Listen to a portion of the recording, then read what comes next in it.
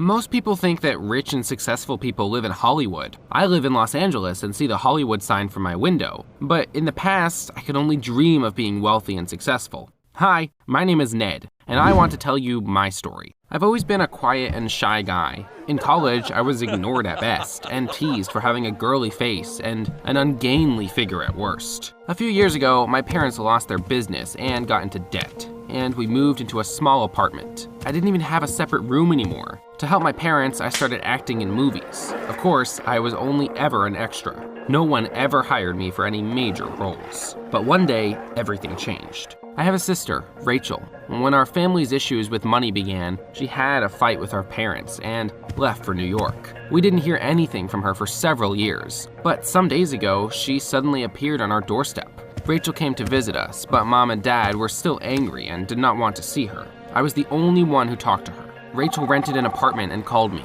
asking me to come see her.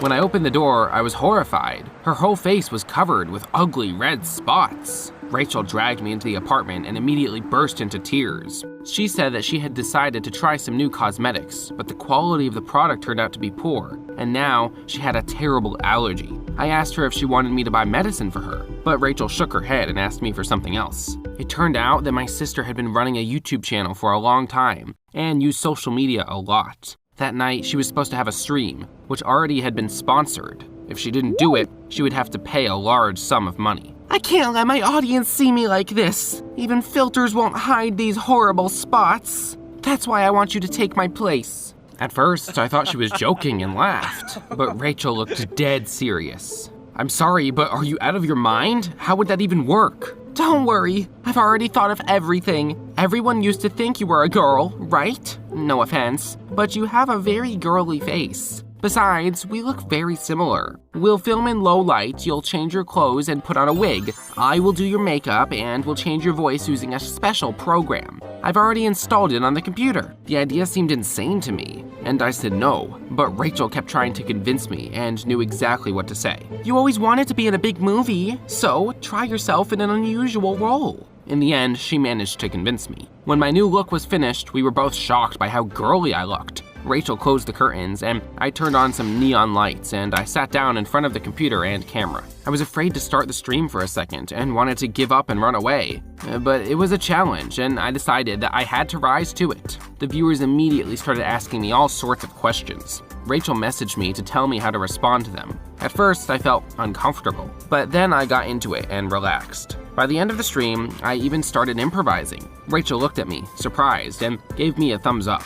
I acted perfectly. The most amazing thing was that I even liked it. I felt so much more confident looking like a girl than I usually did. The next day, I decided to do something crazy. As I arrived at the film studio where I usually worked part-time, I sneaked into the room with the props, rummaging through the piles of things. I found several costumes and bright wigs. I managed to sneak them out of the studio, came to Rachel and asked her for cosmetics. Thanks to her tips and online lessons, I quickly learned how to put on makeup.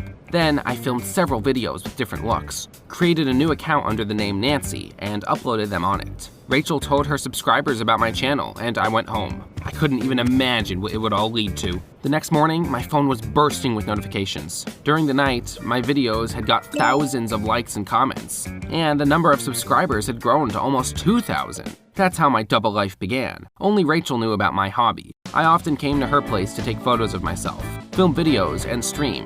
Nancy's audience grew by the day, and soon I was even more popular than Rachel. One day, I was looking through my notifications and noticed, by chance, that Tina had subscribed to me. My heart immediately skipped a beat. She was the most beautiful girl in my college. I had been in love with her for a long time, but of course, I hadn't dared to come up to her and talk to her. She was way out of my league.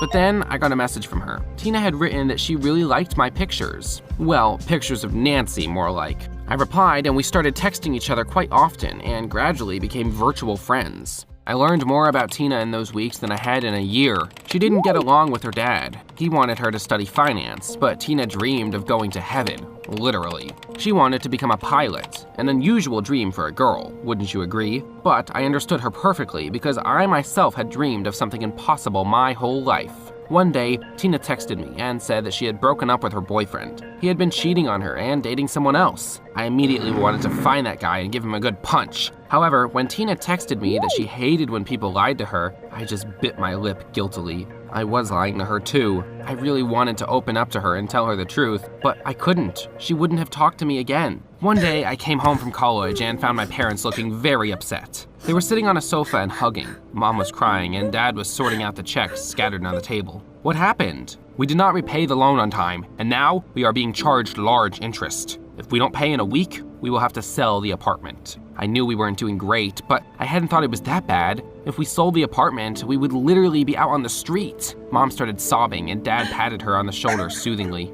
I stayed up all night trying to come up with a way out of the situation. I was even thinking of monetizing my channel. After all, Rachel was earning money from her publications and streams. But my account had been created quite recently, and despite the large audience, that feature was not available for me yet. Rachel came to our house that morning. For the first time, she asked our parents for forgiveness for running away and handed them an envelope with money. Here, take it. It's not much, but even this amount will be useful now. Our parents hesitated a little, looked at each other, and then hugged her. After they'd left for work, Rachel and I sat down to drink tea. We were both upset, and I still couldn't figure out what to do. Suddenly, I got another notification from a casting director of the film studio that I worked at. At first, I thought that letter had come to my main mail. I often got strict offers to act as an extra, but it turned out that the casting director was writing to Nancy. There would apparently be an audition for a role in a full-length movie at the studio soon. The role was female, and according to the director, Nancy would be perfect for it. A famous producer was also supposed to come to the audition, and he would decide after seeing the audition whether he would invest in the movie or not. I was literally speechless. I had been dreaming about it for so long. I couldn't refuse such an offer. But the role was being offered not to me, but to Nancy. What would happen if everyone found out that Nancy was actually a guy? I was hesitant and didn't know what to do. But Rachel, as always, managed to give me the push I needed. Don't even think about refusing. This is a once-in-a-lifetime opportunity. Besides, you will be able to earn money and pay off Mom and Dad's debts. The last argument convinced me. I replied to the casting director and began to read the script he'd sent me. I didn't have much time to prepare and was terribly worried. For the next few days, I lost appetite, and when I once again refused to eat dinner, my mom thought I was ill. The only thing that distracted and helped me was talking to Tina. I posted the news about Nancy and told my subscribers I would be auditioning for a role in a movie. Of course, they were delighted. Tina wrote and said that she really wanted to come support me in person, but she couldn't. Her father was dragging her to some event. That was quite a relief, to be honest. It would have been very difficult for me to act in front of Tina. On the day of the audition, I came to Rachel's place, changed my clothes, and headed to the film studio. Even from afar, I noticed there were a lot of cars in the parking lot, and a huge crowd had gathered by the entrance. There were a lot of posters and printed photos of my face. Nancy's face, to be more precise. That even made me more nervous, and I walked into the studio using another entrance so that they wouldn't notice me. There were also many people next to the hall where the auditions were being held, but those were actors. I even noticed some celebrities among them. I was extremely anxious. I felt hot. Sweat was streaming down my forehead, so I had to fix my makeup several times. When the agent called my name and told me to come in, I felt like I was in a dream. When I walked into that hall, I tried not to look at anyone present. I got grip of myself, took a deep breath, and started to act out the scene. As soon as I started, the fear went away. I was completely taken by the role and no longer noticed anything around me. At the end of the monologue, I started to gesticulate and jerked my head sharply. Too sharply. Everything happened in an instant. I guess I hadn't fixed my wig properly. Before I knew it, it flew off my head and flew to the floor. I automatically bent down to pick it up, but then I saw something that struck me. Tina was sitting next to the famous producer. She was looking at me, shocked, and slowly got up from her seat. There was absolute silence in the hall. It seemed to be broken only by the crazy beats of my heart. Tina suddenly started crying and ran out of the hall. Ignoring everyone else, I rushed after her. I caught up to her in the hallway and tried to explain everything, but she pushed me away and called me a liar. Tears were streaming down her beautiful face. I wanted to wipe them away, but I didn't dare touch her. You've been lying to me this whole time? And I thought I'd found a friend who really understood me. I don't want to see you anymore. She ran away, and I remained standing in the hallway. All of a sudden, I heard footsteps behind me, and the casting director came up to me. Looking at Tina's retreating back, he asked me how I knew the producer's daughter. It was only at that moment that I realized how Tina had even got to the audition. So that's who her father was, and that's what kind of event he had dragged her to. It was probably fate. What else could I call it? I was looking at Tina thoughtfully when the voice of the casting director brought me back to reality. Do you realize what the producer thinks of us now? We told him you were an internet star, but it turns out you are a guy? You will never be hired even as an extra anymore. No decent film studio will want you. It was weird, but at that moment, I didn't care. Tina's tear-stained face was still standing in front of my eyes, and the director's screams only irritated me. In the middle of his rant, I turned around and shrugged to the exit. But then I remembered that I had not put on another wig. It was too late. The crowds of fans saw me without it. I didn't know if they'd realized that their idol was a guy or not. Suddenly, I heard someone call my name. Turning around, I bumped into Tina's father. Young man, can I talk to you for a minute? He took me aside and looked me up and down. I felt uncomfortable and thought that he would also scold me, but then something incredible happened instead. I really liked your performance. Of all the actors, you were the most suitable for this role, and the fact that a guy will play a female character will be the highlight of the whole project. You agreed to the role, right?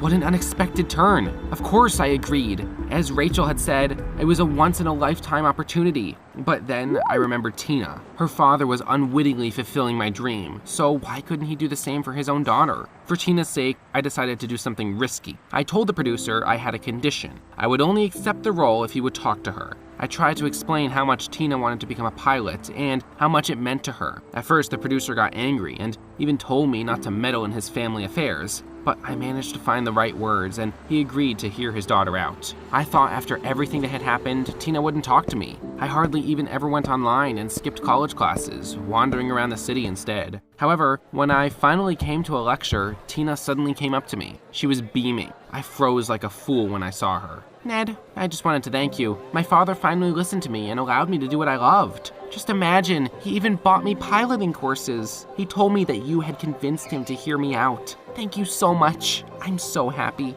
I'm so sorry I didn't tell you the truth about myself right away. I was afraid that you would stop talking to me. I really like you, Tina. I have for a long time. And then, something happened that shocked me even more than getting that role had. Tina stood on her tiptoes, put her arms around my neck, and kissed me. Since then, we started dating. That's the story. Tina was successfully taking piloting courses and spending her free time with me at the film studio. Now everyone knows that a guy called Ned is hiding behind the bright mask of Nancy. Some people hate me for it. Some reacted to the news calmly, but most of my subscribers still support me. I got a good advance for the role and monetized my account. I managed to get rich very quickly, and the first thing I did was help my parents and pay off their debts. Rachel finally moved back to Los Angeles. We often stream together. Most people think that only rich and successful people live in Hollywood. I also live here and even acted in a big movie. But you know what? It doesn't matter where you live, how much you earn, or how you look. The most important thing is to be unique. Stay true to yourself and not let what others think about you influence your decisions. What's your dream job? Tell us in the comments down below.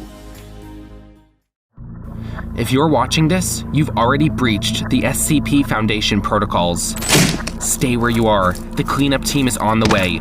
In the meantime, you can watch stories of the people who were lucky enough to encounter the most anomalous SCP objects. When the Foundation staff arrives, you will be treated by Class A Animejestx and you won't recall anything. This record will self-destruct in 3, 2, 1.